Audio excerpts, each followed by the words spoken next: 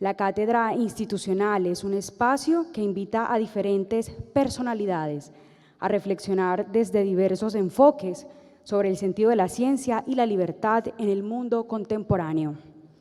Es así como promovemos espacios para la generación y el intercambio de conocimiento relevante y de utilidad para el desarrollo de nuestro país.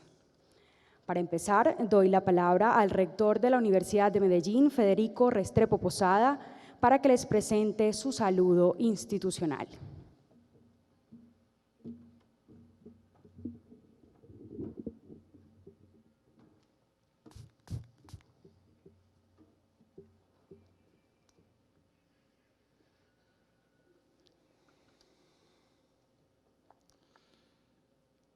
Muy buenas tardes y bienvenidos a esta su universidad, un escenario de diálogo y de reflexión, un escenario de ciencia y de libertad.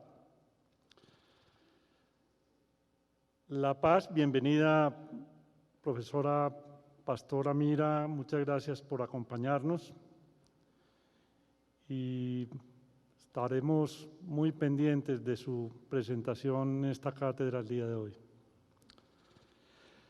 La paz y las condiciones necesarias para lograrla son un tema central en nuestra agenda y una preocupación permanente que incide sobre cada una de nuestras actuaciones. Pues somos una comunidad universitaria que promueve la paz y que estamos comprometidos con ella. Y es importante mencionar que para lograr la paz, más allá de los procesos con los grupos armados y de la emisión de un decreto, tal vez lo más importante, lo más dispendioso, es su implementación. El Acuerdo de La Habana fue firmado en el 2016. 5 años después, estamos en una deuda inmensa con ese proceso de implementación. Esta debe trascender lo instrumental y depende de conversaciones transformadoras que nos hagan entender la necesidad y el valor de la reconciliación, el perdón y la convivencia. Mauricio García Villegas, en su libro El país de las emociones tristes, hablando de las emociones tristes como aquella que se refiere a los odios, a las venganzas, a los resentimientos, a las envidias y a los miedos, y de las emociones plácidas como las benevolencias, la civilidad, la compasión, el respeto y la simpatía, justamente hace referencia en este país a todo lo que nos ha hecho falta a lo largo de 200 o más años de historia republicana. Este es un país de conflictos permanentes, de odios, de rencores, de polarizaciones, como las que vivimos en estos días. Y por eso conferencias como la de hoy, con que se da inicio a esta cátedra de Ciencia y Libertad, es una manera muy nuestra desde la academia de sanar justamente para pasar de la tristeza a esa placidez a la que hacía referencia Mauricio García.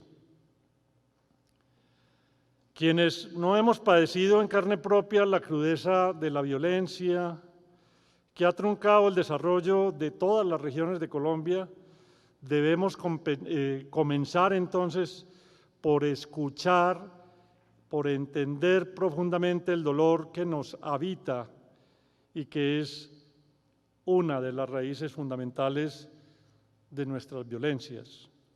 La empatía no es sentir lástima por otros, es entendernos como iguales, que compartimos los mismos retos y que debemos ser igualmente beneficiarios por la paz.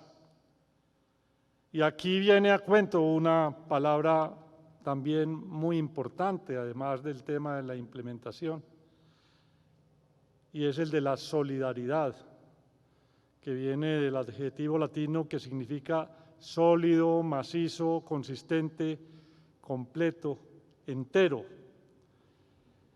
Mientras más entendemos este significado, más nos podemos acercar a esa identidad nacional que tanta falta nos hace y que nos permitirá actuar solidariamente con las demás personas que hacen parte de este conglomerado social que se llama Colombia y que hacen parte con nosotros de ese cuerpo que entonces, en resumen, llamamos país.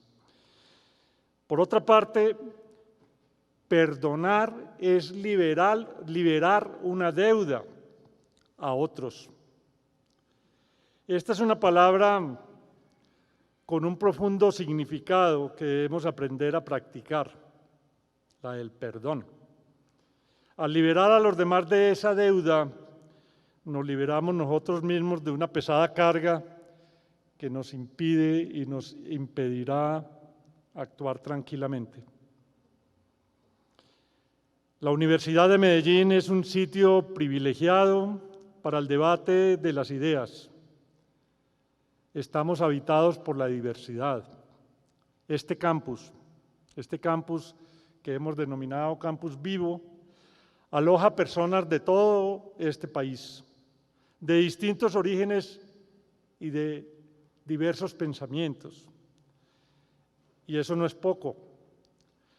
En la misión que tenemos de contribuir a la consolidación de una sociedad, estos retos abordan el futuro de cada uno de nosotros con alegría y con optimismo.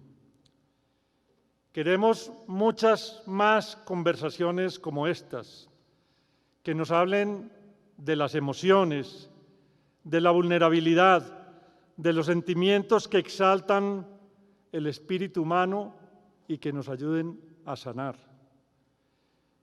Queremos que la universidad sea también sanadora. Y como Campus Vivo entendemos nuestra misión de aportar desde el conocimiento y la creación a la consolidación de una sociedad en paz. Muchas gracias, bienvenidos a esta cátedra, bienvenida nuevamente, pastora, y muchas gracias por estar acompañándonos el día de hoy.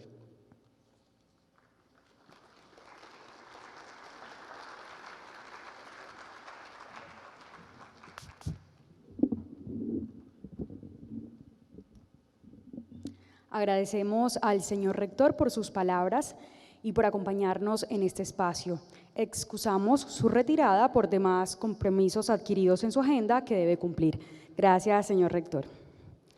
A continuación, iniciamos la conferencia Mirarnos a los ojos, reconciliación, perdón y convivencia, a cargo de nuestra invitada, Pastora Mira García, una líder social de reconciliación, concejala antioqueña y coordinadora del Centro de Acercamiento para la Reconciliación y la Reparación.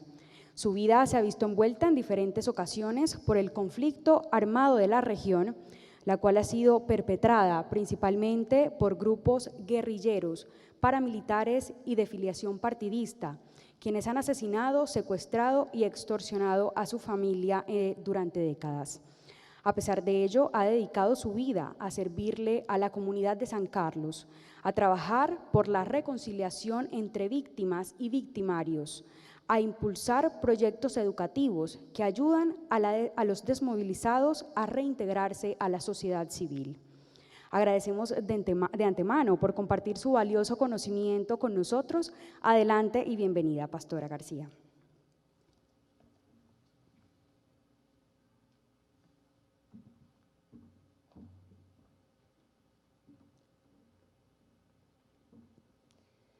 Muy buenas tardes.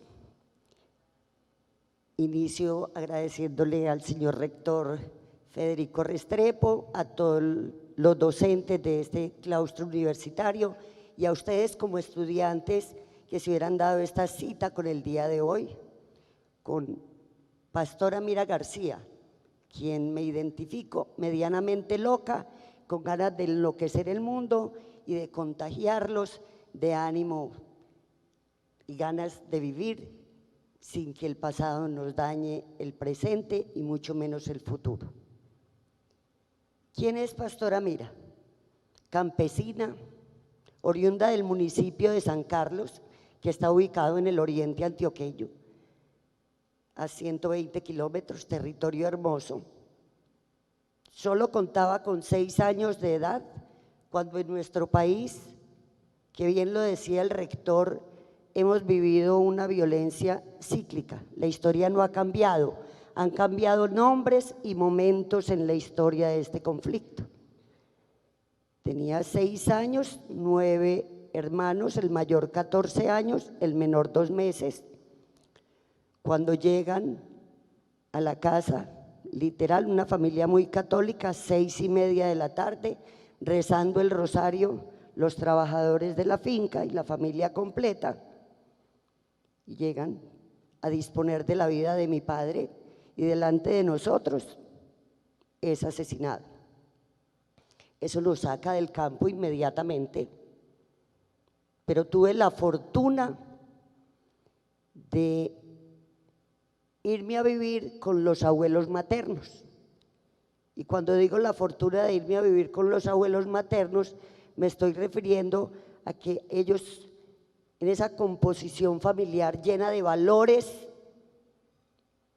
inculcaron en mí un sinnúmero de valores que hoy, después de haberme gastado 65 caramelos del tarro de mi vida, entiendo que fueron el piso firme donde la vida me permitió pararme. La vida continúa, claro. Se ha ingresado a ese momento de dificultades, pero también de ver con claridades que no teníamos que quedarnos condenados a ese pasado doloroso. Mi madre, una campesina valiente, siguió adelante con sus hijos, de los cuales ya hoy no existimos sino 3. Afortunado, desafortunadamente, en ese diario vivir con mis abuelas, con mis abuelos maternos, ellos tenían una hija que se había formado en la docencia, hecho que le hacía recorrer varios lugares del territorio sancarlitano. Y en el primero que me tocó, por necia, me tocó aprender a leer y a escribir en una tabla y con carbón, porque me sacaban del salón, no le dejaba dar clase a la tía, pero hoy me siento tranquila, ahí aprendí a escribir, a leer y las operaciones matemáticas, en una tabla y con los carbones del fogón. Cuando llegamos a otro lugar muy distante, enclavado en la montaña, empecé a escuchar que por allí vivían de esos seres humanos que habían pertenecido a ese grupo político contrarios, o sea, de los que habían asesinado a mi padre. Transcurre la vida. Muy joven tuve mi primera hija, pero también la vida de su padre fue cegada cuando él apenas tenía 2 años, cuando ella apenas tenía 2 meses. Tuve la fortuna de trabajar en la registraduría y yo misma elaboré mi cédula, aún con los pocos conocimientos académicos, pero un poquito necia. Yo misma elaboré mi carta dactilar para ir a estrenar esa cédula a ese corregimiento donde vivían mis abuelos con mi tía, que era profesora. Me encontré con una sorpresa, que uno de estos señores allí que dirigían la parte política en las campañas me limitó al derecho al voto. Me dijo: usted no puede votar acá porque lo haría al contrario de nosotros y aquí no se le va a permitir. Y yo: perdón, ¿qué sabe usted de mi intención de hacerlo? Y él me dijo: no, estoy absolutamente seguro. Y yo: bueno. Pero a la par, un campesino muy humilde me buscó y me entregó, cuando eso, la forma de elegir era con unos sobrecitos, y me entregó unos sobrecitos y me dijo, acá están los votos, nosotros no podemos, porque aquí no podemos votar, pero yo sé que usted sí. Yo, sí, interesante. Pues toda la noche anterior lo pensé, yo decía, ¿será que daño la vida de mis abuelos acá o qué? Pero ¿y dónde queda mi derecho? ¿Dónde queda mi libertad? Y efectivamente, al iniciar el día domingo, la apertura de la urna, procedí a sufragar. Y al finalizar el día, como era la coordinadora de ese puesto electoral, hice todo el proceso legal y le hice saber al señor que allí habían 24 votos que pertenecían a su movimiento, que solo había uno del mío, pero que al mío no le iba a hacer falta, pero a él los 84, tal vez sí, que si quería los podía quemar, destruir, que yo ya había ejercido mi derecho y me sentía contenta porque lo había hecho con libertad. Transcurrió todo normal, no hubo ningún inconveniente con el señor, pero eso me generó una inquietud muy grande. Volví a ese territorio a buscarme el campesino, a preguntarle por qué ellos no lo podían hacer, qué les pasaba. Entonces él ya me hizo la confesión y me dijo que era que allí muy adentro en la montaña vivía una de esas personas que habían hecho parte de esos movimientos políticos que habían asesinado a mi padre. Yo, interesante, voy a conocerlo. No les niego, la Virgencita, la Virgen pues de la Caridad no, en ese momento no era la que estaba dentro de mí pensando. Tuve emociones negras y me fui muy lejos a la montaña, conseguí con quién irme a buscar ese ser humano que me habían dado la referencia a donde estaba.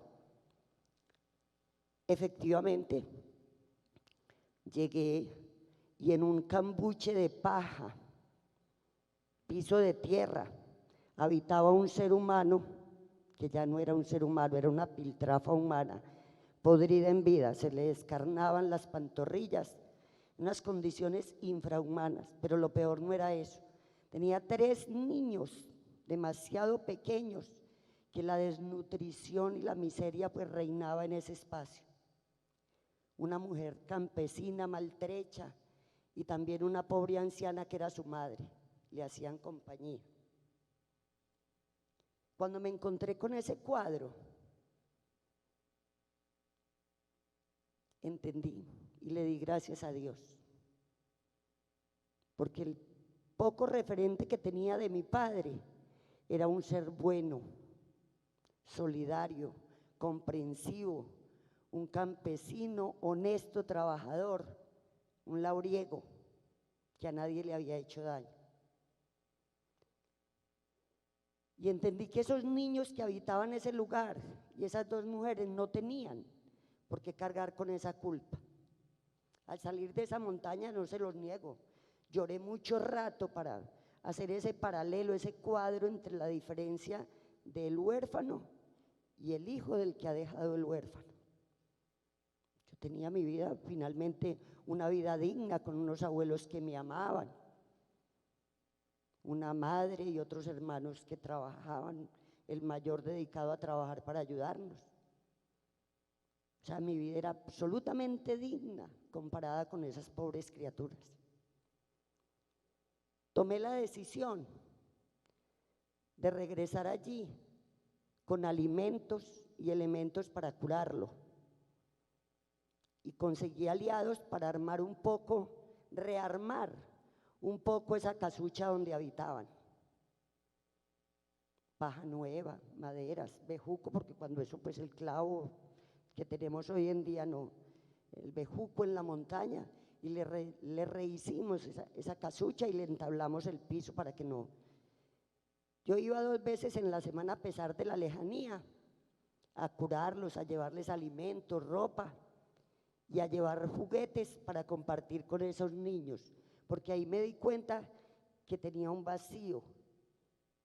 Yo no había tenido juguetes, ni muñecas, ni nada, pero fue el momento preciso para sanar ese vacío de mi niñez, llevar los juguetes para compartir con esos niños. Cualquier día, este señor, la mamá me pregunta quién soy, yo le digo quién soy, que soy la hija de fulano de tal, que lo han asesinado en tal fecha, 2 veredas más allá de donde ellos vivían. Ella no me dice nada, pero a la próxima visita, cuando ya habíamos tomado algo, habíamos compartido mucho rato, sí le dijo a él: mire, mijo, ¿sabe quién ha venido a acompañarnos y quién nos ha ayudado y por quién no nos mojamos? Una de las tantas huérfanas que usted dejó en este mundo, la hija de Francisco Mira. Para ese momento el Señor estaba frente a mí, estábamos sentados en unas tablitas que en el campo se hacen unas tablitas más alticas y otras más bajitas, como mesa y sillitas.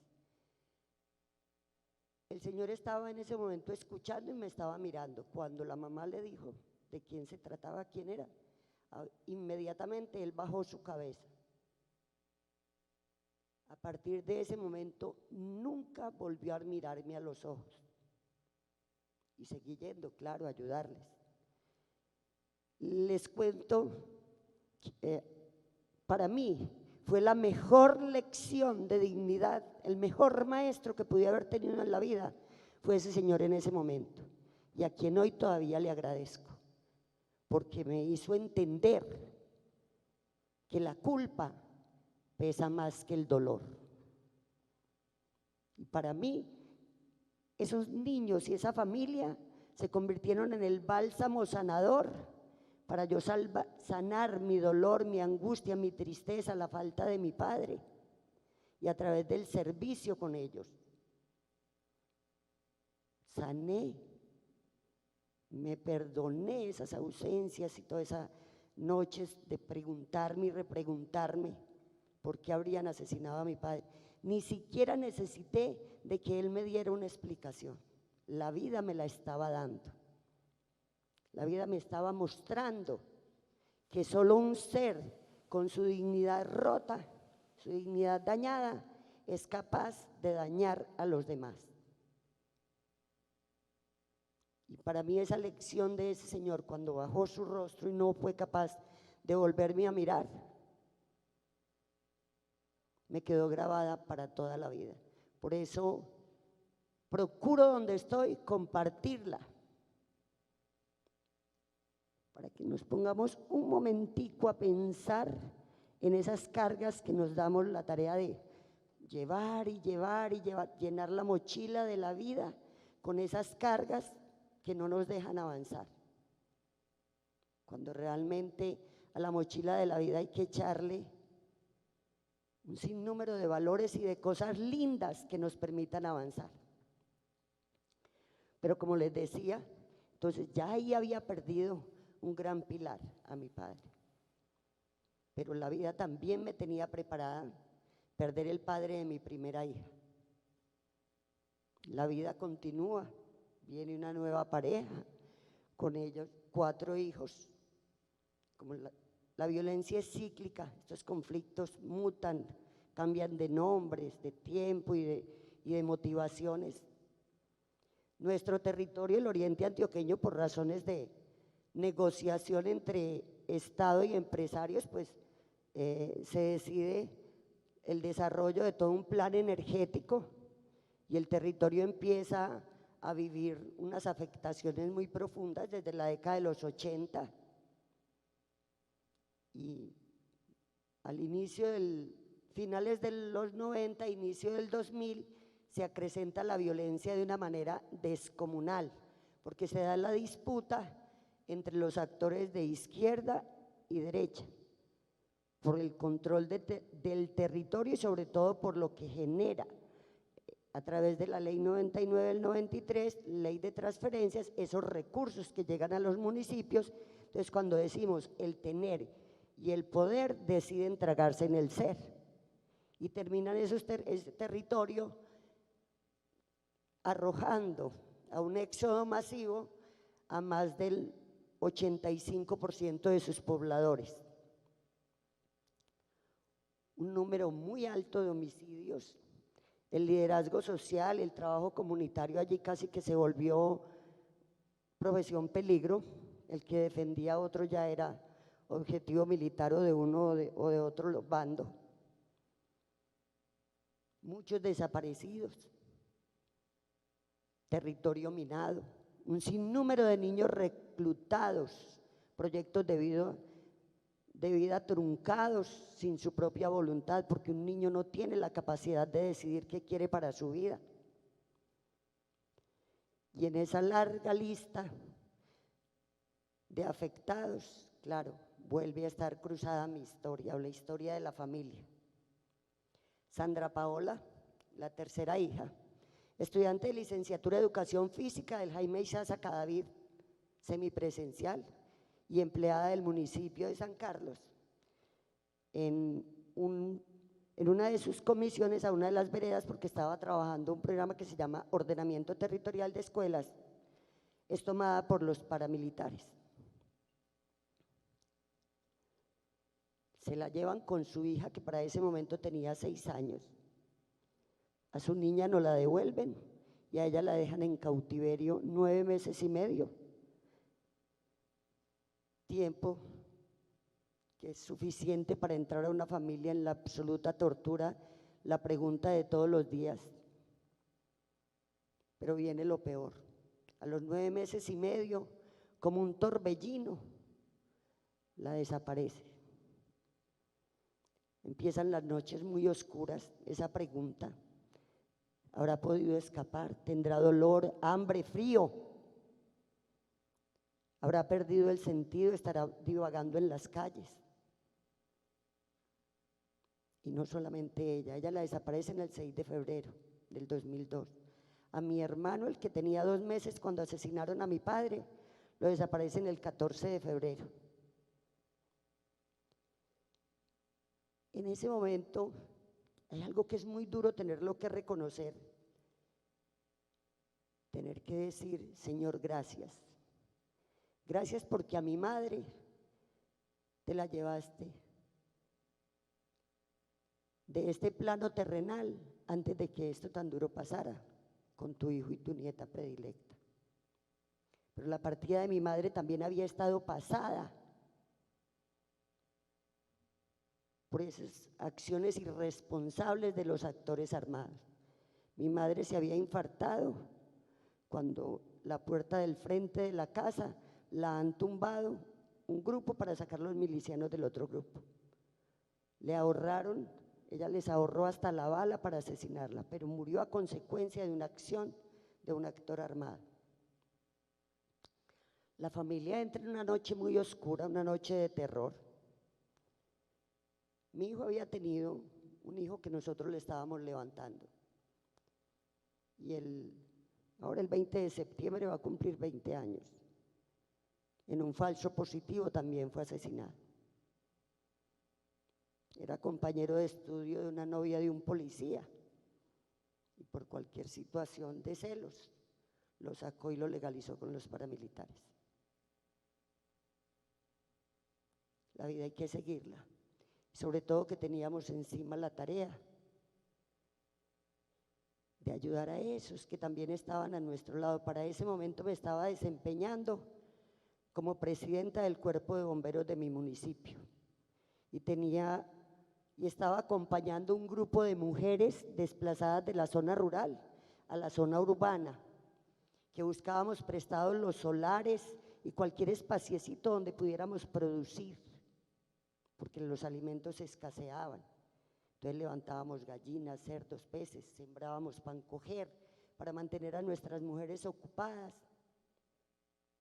para que no se nos perdiera ese núcleo social y esa integración. Y ahí en la calle de los bomberos, entonces hicimos una desobediencia civil. Todas las noches, a las 6 de la tarde, estaba ahí en la calle todas las mesitas que tuviéramos, con dominó, parqués, bingo, tute, lo que fuera. Y ahí permanecíamos jugando. Llegaban personas de los otros sectores del pueblo con el pretexto de jugar el bingo, pero más allá del bingo era para poder compartir ese dolor en que estaban entrando día a día, para contar que su hijo no había aparecido, que su esposo se había ido a trabajar y no había llegado. Manteníamos ahí al lado, yo mantenía hojitas de blog, lapicitos, lo que tuviera, para que las personas pudieran ir escribiendo y contando qué les estaba pasando. los actores armados pasaban por un lado y de pronto algunas veces estaban gritando gato 50, ellos repetían gato 50.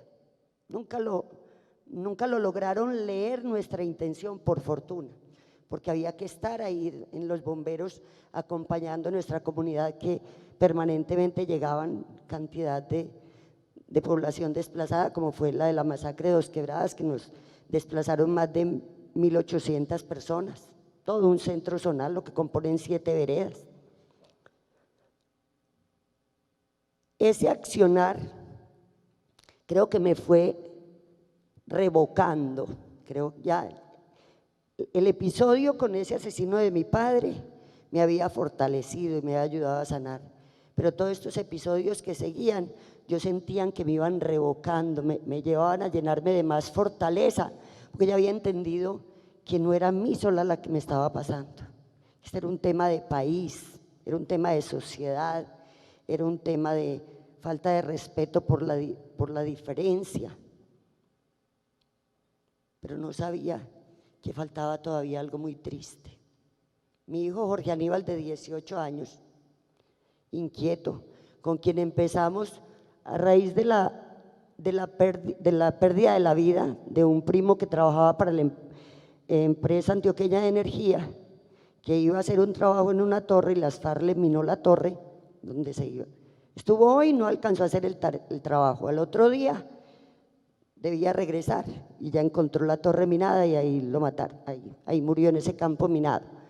Él despertó la inquietud de ese tema de las minas, qué había que hacer con ella. Bueno, y empezamos a trabajar, ya habíamos hecho un movimiento político, habíamos logrado 2 escaños en el consejo de nuestro pueblo, porque habíamos entendido que esas decisiones iban más allá de extender la mano, de poner el oído para escuchar, de tener la hojita, el lapicito para escribir, que había que estar en escenarios donde se tomaran decisiones. Y empezamos toda una campaña de educación en el riesgo de minas, porque mucha gente aburrida en el pueblo se iban acompañaditos los de una finca a la otra a ir a apoyarse para coger los cultivos de café. Entonces empezamos a acompañar, a dictar talleres de educación en el riesgo de minas para que nuestros campesinos aprendieran primero a caminar con sus ojitos y después con los pies, porque eran muchas, son 137 víctimas civiles de minas nada más en nuestro municipio. Y ni que hablar del Oriente, el Oriente ha tenido el mayor número de víctimas en ese momento de conflicto. Las minas son el soldado perfecto que quedan en los territorios, pues no necesitan ni día de descanso, ni refrigerio, ni piden bonificación de nada y permanecen ahí al acecho, ni diferencian la bota de quien las pisa, si es militar, civil, niño, adulto o mujer. Es un artefacto que en forma indiscriminada cega la existencia o mutila. Y sí, el 18 de mayo del año 2005, también aquellos que se han creído con la autoridad de decir hasta cuándo se está en este plano terrenal, deciden cegar su vida. Ya era 2 sillas del comedor de la casa que quedaban vacías. Pero creo que reconozco que yo no he tenido problemas en mi vida. Soy un ser humano que no he tenido problemas en mi vida, pero he gozado de absolutas bendiciones. He tenido pequeñas dificultades. Pues ese día que estaba, el 19 que lo estábamos sepultando,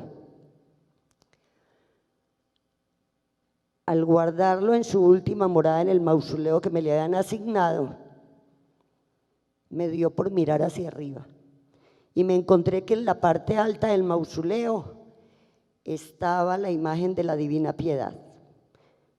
María, cuando recibe a Jesús, que se lo entregan al bajarlo de la cruz, literal, sentí pena. Sentí pena de estar llorando a mi hijo cuando ella ya había llorado a su hijo. Cuando la incomprensión ya le había quitado a su hijo hace más de 2000 años. Yo le dije, Virgencita, perdóname, no tengo por qué llorar, solo tengo que decirte gracias, gracias porque me has permitido ser mamá. Hay tantas mujeres en la vida que, considerándose en mejores condiciones de toda índole, no han podido ser bendecidas, engendrando, procreando y creando un hijo. No han podido tener la felicidad plena. Gracias, Virgencita. Y gracias porque al menos lo estoy dejando aquí en su última morada. A mi hija y a mi hermano aún no los he podido llevar a su última morada. Pero sobre todo, Virgencita,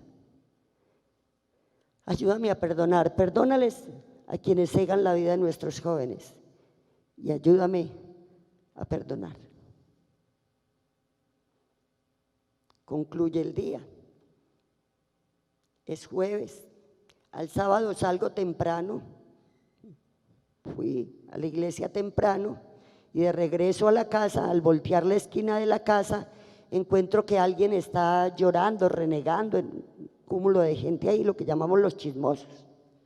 Pregunté, me asomé y pregunté, ¿qué pasa ahí? Una señora contesta, eso debe ser algún herido que lo dejaron ahí tirado. Yo, pero es un ser humano, yo escucho llorar a un ser humano. Me asomé cuando vi el rostro de una persona tan joven, un niño, que sin pensarlo 2 veces abrí espacio y me arrimé hacia él. Y yo, joven, si no reniegas, te puedo ayudar.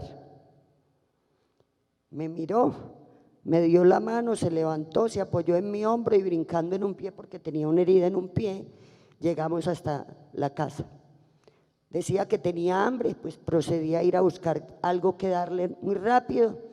Entré a una habitación y saqué una camiseta y una pantaloneta y estaba muy sucio, ensangrentado, lo pedí que se cambiara. Y llamé a una enfermera amiga y le conté qué cuadro había, que por qué no se venía por la farmacia y venía a ayudarme a curar a esa persona que manifestaba que no podía ir al hospital porque era sancionado si iba al hospital y sancionado tal vez con la vida. No sancionado por las autoridades porque en varios territorios hubo momentos en que la gobernanza se perdió y la autoridad le imponían los que tuvieran el mando. Entonces, no había mucho problema con el tema de la autoridad, pero sí con esa autoridad ilegal que ejercía el grupo al que pertenecía.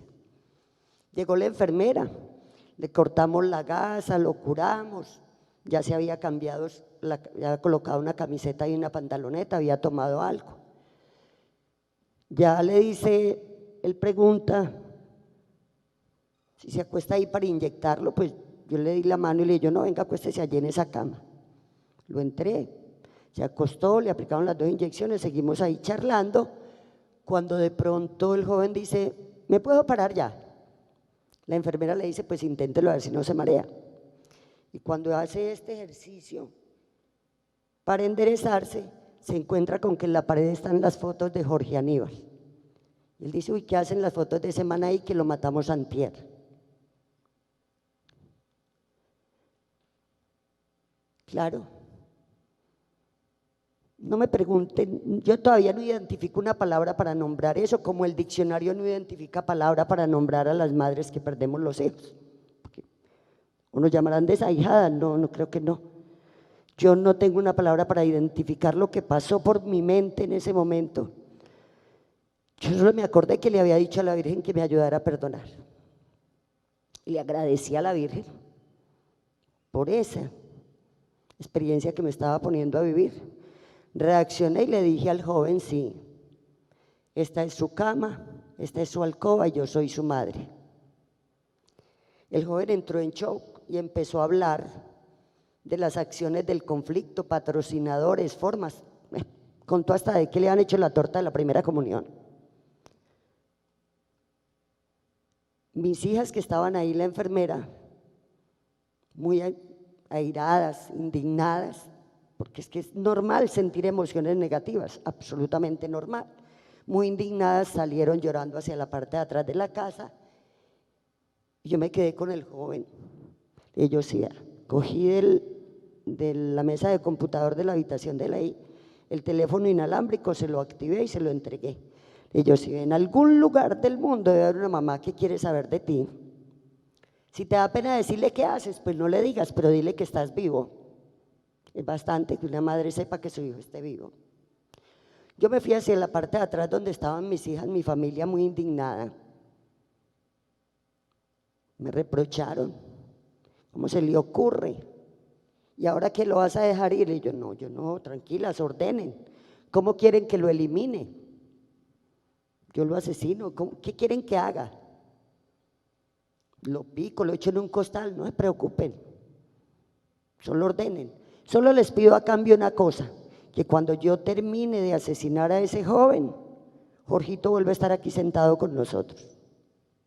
Y cuando vayan a visitarme a la cárcel, lugar donde debo supuestamente estar después de que elimine a ese joven, el primero que vaya sea Jorgito a visitar.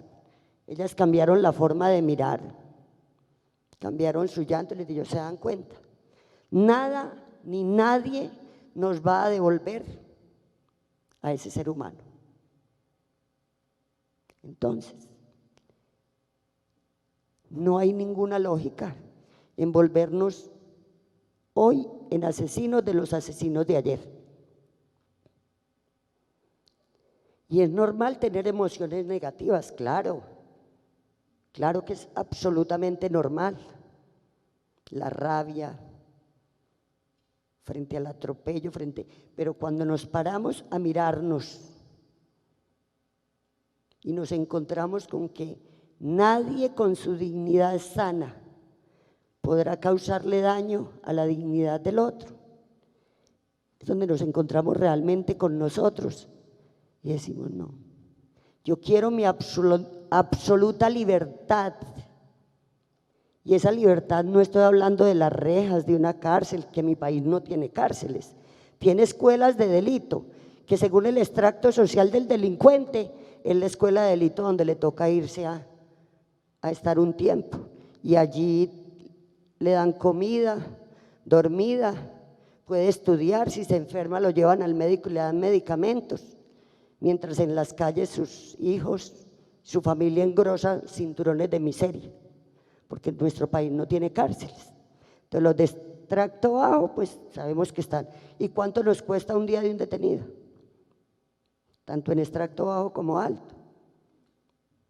Creo que cuando a mí me dicen, ¿usted por qué no pide que estén en la cárcel? Le digo yo, y los míos no vuelven a vivir. Lo primero que tendríamos que pedir sería una reforma estructural a la justicia y a todo lo que son las penitenciarías para que realmente hubiera resocialización.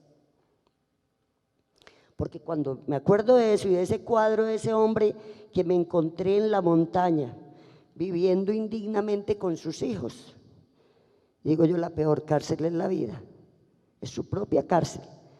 Entonces resulta de que nosotros hacemos las rejas de nuestra propia cárcel y nos quedamos tomando veneno diariamente, esperando que otro muera, indignándonos y permitiéndoles que cumplan su obra perfecta, dañar nuestra dignidad. Pero cuando gozamos de esa verdadera libertad para tomar nuestras propias decisiones, sin permitir que nos vuelvan depósitos de odios heredados, que es lo que finalmente sucede mucho en nuestra sociedad. No se junte con fulanito que es el hijo de Perengueno y no sé qué, y su tío fue el que se fue. No tenemos por qué recibir odios heredados. Estamos en el deber de ayudar a construir una mejor sociedad. Y para construir una mejor sociedad hay que dar la mano. Todo ese trabajo allá en nuestro territorio, cuando digo dar la mano, pues empieza ahí también. Ya le veníamos dando la mano a los que veníamos, que nos golpeaban y quedábamos tirados en el piso por la falta de nuestros seres queridos. Pero empezábamos a pararnos, entonces empezó en el año 2005, a través de la ley 975, a darse la desmovilización, y empezaron a llegar al territorio todos esos hombres y mujeres que habían portado las armas, que nos habían ocasionado tantas noches de terror y habían dejado sillas vacías en nuestro comedor. Y tomamos la decisión, después de realizar un cabildo abierto, de generar una política pública que es el Centro de Acercamiento para la Reconciliación y la Reparación, CARE. ¿En qué consiste? Un puntico de apoyo donde pudiéramos amarrar deberes y derechos de las víctimas, o sea, de la población afectada, deberes y derechos de la población reintegrada, deberes también del Estado colombiano, porque finalmente nuestra Constitución dice que el Estado es responsable de la vida, honra y bienes de todos los colombianos, pero si lo hiciera también no nos pasaría todo eso, ¿verdad? Habría modelos diferentes para solucionar esos conflictos y no se irían a las armas. Pero también de esa población a la que no, a simple vista no le sucedió nada, pero a través de la indiferencia y algunos a través de la palabra, la intolerancia, o se voltearon para otro lado, se convirtieron en aliados de los que hacían daño. Los cuestionamientos, por algo será, por algo lo matarían, ¿y qué hacía por allá?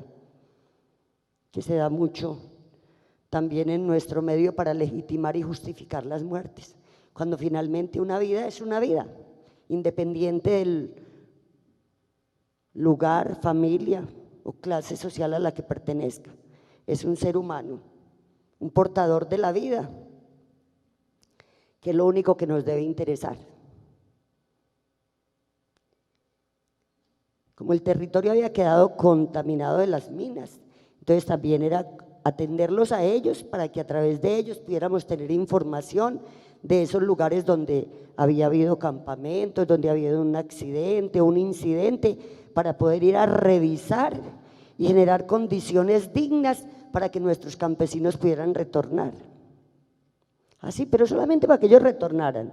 No, señores, para que nosotros las madres que nos habíamos atrevido a pensar en que teníamos derecho a recuperar los cuerpos de nuestros seres queridos, pudiéramos salir con mayores niveles de tranquilidad al campo. Y empezamos a salir a buscar a nuestros seres queridos que habían quedado sembrados donde la gente antes sembraba yuca y plátano. Y logramos. Ahí vamos avanzando, nos falta mucho, pero vamos. Y en mi caso logré contribuir para que las familias pudieran encontrar 12 y la 13ª fue mi hija. ¿Qué significaba para nosotros encontrar el cuerpo de mi hija? Había dejado una niña. Y el papá, o sea, el padre de mis hijos, sufría bastante. Él, después de que esto empezó a pasar en la familia, terminó teniendo de todo en el cuerpo menos plata. Y después de una cirugía de próstata incubó bacteria de hospital. Y ahora el 18 de octubre va a cumplir 7 años de haber abandonado este plano terrenal. Pero creo que se fue tranquilo. Pudo despedir el cuerpo de su hija, que coincidió con la sacada de los restos del niño que también nos habían asesinado. Pero les cuento, soy tan bendecida que hoy pude ver la ecografía de mi nieta, esa niña que quedó a mi cargo, que está embarazada y va a tener una hermosa bebé. Chicos, les cuento, a ustedes, me disculpan que los llame chicos, les cuento todo esto para entender ese paralelo de la vida cuando queremos quedarnos agobiados llorando, sacar lo que llamamos maletita, o por el contrario, ponerle pecho a la vida y encontrar la verdadera libertad. La libertad de elegir, de decidir. Porque les hago el paralelo de mi vida con ustedes. Salen de la casa, se matriculan para el semestre en la universidad, salen de la casa. Lo primero que pierden por cualquier razón, o porque se los quitan o por cualquier razón pierden, es el computador. Más abajo, al día siguiente pierden el teléfono. Alguien les quita la agenda, se las coge y les arranca páginas y páginas de la agenda. Pero también pierden el lapicero, ya no tienen ni siquiera el bolígrafo en la mano para escribir. Frente a esa situación, hay veces que uno dice, no vuelvo a estudiar, ya no tengo un computador, no tengo. Eso nos pasa en la vida cuando nos vemos abocados a estas situaciones. Al perder ese regazo seguro que es el padre donde uno se recuesta en la universidad de la vida, perder el piso que es la madre, pero perder también esas hojas de la agenda que son los hijos, esos bolígrafos que son los hermanos que nos ayudan a construir esa historia de vida. Pareciera que la motivación fuera decir hasta aquí, ya no voy más. Pero no. Como soy una enamorada de la libertad, decidí seguir acompañando a los míos, a los más cercanos y a seres humanos como ustedes que están buscando emplumar las alas para volar alto, para ser esos profesionales absolutamente responsables, llenos de humanidad, conscientes de que el problema que tenemos hace mucho rato es que la sociedad perdió los valores. Y se es tan fácil recuperarlos, solamente se necesita un poquitico de decisión, de decir yo puedo, yo quiero y yo soy capaz. Y cuando nos decimos eso, nadie podrá estar contra nuestra voluntad. Y es tan pertinente, tan agradable cuando uno puede sentarse frente al otro y mirarle a los ojos para escucharlo, tratar de entenderlo, pero sobre todo para colocarnos en su situación y tratar de ayudarlo, sin esperar que haya nada a cambio, ninguna recompensa. Es que ya bastante recompensa nos da la vida. El solo hecho de estar aquí vivos hoy, ustedes ahí sentados y yo acá con este micrófono, ya la vida nos está dando una recompensa. Hay muchos que amanecieron con vida y ya cruzaron el umbral. Entonces aquí ya tenemos la recompensa. ¿Qué estamos haciendo con esta maravilla? ¿O no nos estamos dando cuenta siquiera que estamos vivos? ¿O estamos haciendo de esta existencia solo una tortura? Para que al pasar la página solo nos quede la queja de yo tenía, yo podía, pero no quise. Y acorde con eso, y en todo este proceso que hago parte del Consejo Asesor de la Comisión de Esclarecimiento de la Verdad, como resultado de todos estos negocios, de todos estos que salen, todos estos procesos. Estuvimos la semana pasada en Bogotá, en la Comisión de Esclarecimiento de la Verdad, firmando un acuerdo por la convivencia. Que ese acuerdo por la convivencia, pues diríamos que es uno de los apellidos que lleva la Comisión de Esclarecimiento de la Verdad, donde está la convivencia, la no estigmatización y el derecho a la no repetición. Porque una de las cosas que me mueven, casi que el combustible que mueve mi intención para estar aquí con ustedes y en diferentes espacios, es buscar que esto no se repita más. Que ustedes, sus hijos, sus familias, no tengan por qué trasegar estos mismos senderos. Pero debemos construirlo entre todos. Y en ese orden de ideas, uno de los apellidos es la convivencia. Y firmamos el acuerdo la semana pasada en Bogotá, el 8 de septiembre. Y se traslada la invitación todos los colombianos y sobre todo a ustedes dentro de las universidades para que sean los grandes pedagogos de ese acuerdo. Vamos a aprender a respetarnos un poquito, a no señalar al otro, a mirar con respeto al otro. Hay una fábula del puercoespín, no sé si la conocerán, se las voy a contar. El puercoespín es un animalito que tiene su cuerpo lleno de chuzos y en épocas normales él anda por la vida tranquilo y si otro de su misma especie o de otra especie se le arrima, le chuza y generalmente le chuza los ojos. Pero cuando llega el invierno, como no pueden seguir a la intemperie, en huecos muy pequeños, aprenden a vivir guardando sus espinas para no hacerse daño y garantizar su supervivencia.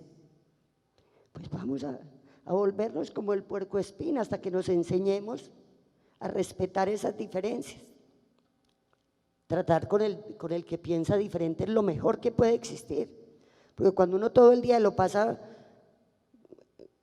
interactuando con el que piensa igual que uno, llega a la casa con el hombro, con la camisa llena de grasa y sucia porque siempre lo están sobando y felicitando.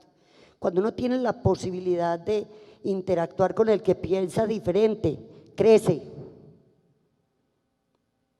se forma, se fortalece, escucha los argumentos y hay el espacio para que le escuchen los argumentos. ¿Y eso cómo?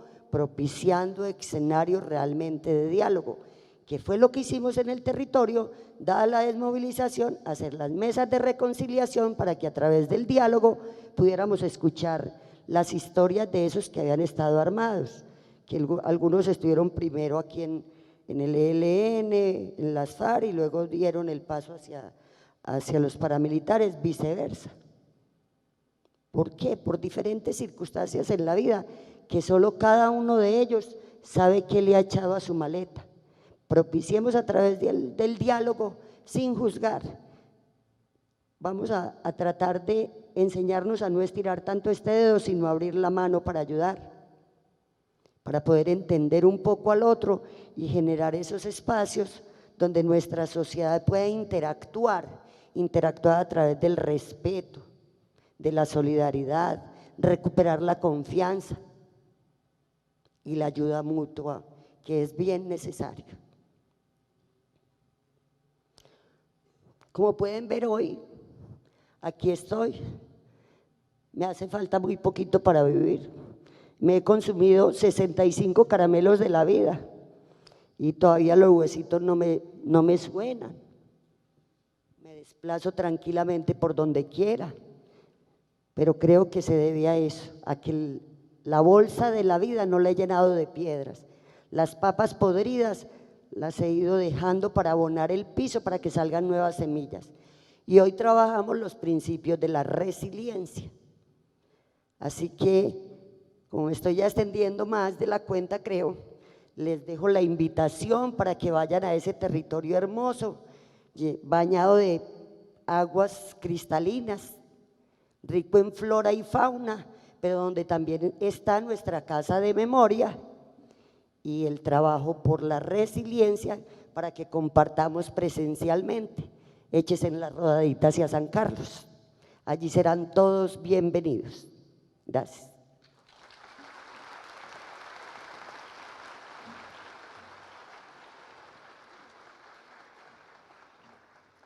Agradecemos a la líder pastora por su gran intervención el día de hoy. De esta manera llegamos al final de nuestra cátedra. Recuerden que si tienen alguna inquietud o pregunta sobre esta ponencia, podrán escribirnos a través del correo jhalvarez@udem.edu.co, del coordinador de la UOC Cátedra Ciencia y Libertad, Jair Hernando Álvarez Torres. Ya que en esta ocasión, por bioseguridad, evitamos el uso del micrófono para el público. Nuevamente agradecemos a Pastora Mira por aceptar nuestra invitación y a todas las personas que hicieron este espacio posible. Por protocolos de bioseguridad les pedimos seguir las indicaciones de nuestros logísticos para la evacuación de este recinto. Gracias por asistir y una feliz tarde.